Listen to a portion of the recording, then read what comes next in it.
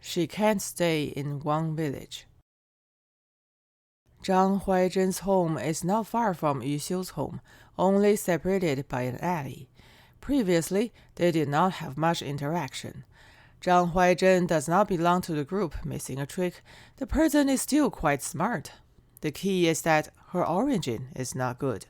Quite bad. How bad it is complex. Not a sentence or two can say it clearly. Speaking of Zhang Huaizhen, in fact, also to the age of marriage, but matched one got one broken. Then again, broke another. The matchmaker thought it would be better for the families to match, so matched Zhang Huaizhen with the grandson of a trader. The trader's grandson agreed to send a caddy of brown sugar, a caddy of sugar, 2 caddy of food stamps, 6 feet of cloth certificates, and 2 caddy of meat. A very thick meeting gift. Zhang Huaizhen flatly refused. No matter how to persuade her is useless, even her mother's persuasion. Returned to the bride price, Zhang Huaizhen almost became mute. Day and night did not say a word. People in the village said that it was mainly the words of the matchmaker that broke Zhang Huaizhen's heart. The matchmaker lost her face, so she pointed to a female puppy on the side of the road and shouted, "With just your thighs, but want to open to pull together the masses, you are dreaming." Zhang Huaizhen, determined not to marry, pulled a widow's face all day, and whoever came to propose marriage was returned.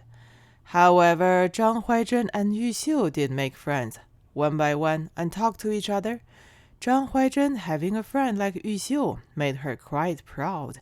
Words were also more up, saying Yu Xiu's good around people. In the evening of this day, Zhang Huaizhen returned from work, carrying a rake, and just ran into Yu Xiu at the bridge. Probably because of the large number of people around, Zhang Huaizhen was particularly perverse this day, with the intention of showing off, to show that she and Yu Xiu have a different relationship.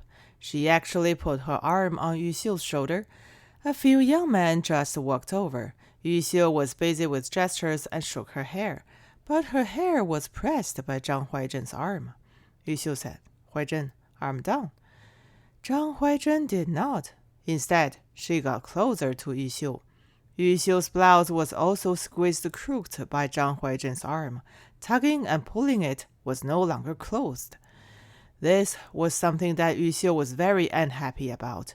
Yu Xiu tightened her brows and said, "Huaizhen, why is the odor in your scapula so heavy?" This sentence was heard by many people. Zhang Huaizhen never expected that Yu Xiu would actually say such a thing, and without a word, she took down her arm and went home alone. Yu Xiu's disaster had actually struck at dinner time, but Yu Xiu herself did not know it. Yu Xiu, holding a bowl, was standing at the entrance of the alley, drinking porridge, when suddenly came over a small team.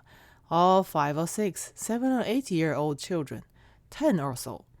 Each of them pinched a handful of broad beans and came to Yu Xiu's door, eating while shouting, "Clank, clank, clank, one pea pot, clank, clank, clank, one urinal." Yu Xiu didn't pay attention at first and didn't know the meaning of one pea pot and one urinal. However, she immediately understood. The meaning was clear. The poison was in the one pea pot and the one urinal. Yu Xiu held the bowl and pinched the chopsticks only to play dumb. She couldn't stop them. The children were making quite a bit of noise, and soon a few of them volunteered to join the line and follow. The queue is such a thing as long as there is movement. No worry that no one would follow. The line grew longer and louder, almost like a parade. The children were giddy and red-faced. Clank, clank, clank, one pea pot. Clank, clank, clank, one urinal. They didn't even know what they were doing. It was fun. The people who were saying it certainly didn't understand. However, the people who were listening understood. This was interesting. The alley was filled with people all of a sudden. They were all grown-ups, like watching the same theater, laughing and joking, extraordinarily lively. Pea pot and urinal. The original had just been a code word, a kind of verbal game. Now it's different. They finally surfaced, publicized, implemented, and became slogans and passions. All of them were seeing and silent. Yu Xiu stood at the entrance of the alley, not yet able to say anything. The color of her face slowly changed, more unashamed than bare ass. She felt like a dog. At this time, the sun had almost set, and the residual sun in Wang Village's sky was like blood. Yu Xiu stood at the head of the alley, wanting to bite, but ran out of strength, and the porridge in her mouth had long ago flowed out of the corners of her mouth. Clank, clank, clank, one peapot. Clank, clank, clank, one urinal. Quite catchy, quite good. They're even like singing. Before leaving home, Yu Xiu swore a poisonous oath that if she stepped out, she would never return to Wang Village. She no longer had the dignity to live in this place. Yu Xiu has no intention of settling accounts with the people in the village. She has a grudge against everyone, which means no grudge. There are so many lies that it doesn't itch. Not talking about it, Yu Xiu accepts it. What Yu Xiu can't let go of is the damn girl Yu Sui. Yu Xiu's shamelessness in Wang Village was all caused by this little bitch Yu Sui. If the little bitch hadn't put those two most sinister and vicious farts on Yu Xiu's face, why would Yu Xiu be like this? She can't let her go. The closer a sister is, the harder it is to let her go. This revenge must be taken. Having made up her mind, Yu Xiu acted as she determined. Before dawn, Yu Xiu got up, holding a kerosene lamp in one hand, and quietly came to Yu Sui's bed. This little bitch Yu Sui is really stupid. Even her sleeping posture is stupider than others. Her arms and legs are stuck here and there in bed, and she sleeps like a dead pig. Yu Xiu put down the kerosene lamp and took out the scissors. Half of Yu Sui's head was bald in a blink, but it was not completely bald. It looked like bitten by a dog. It was so weird that it didn't look like Yu Sui anymore. Yu Xiu put Yu Sui's hair in her own hand, gave Yu Sui 2 slaps, and ran away after spanking.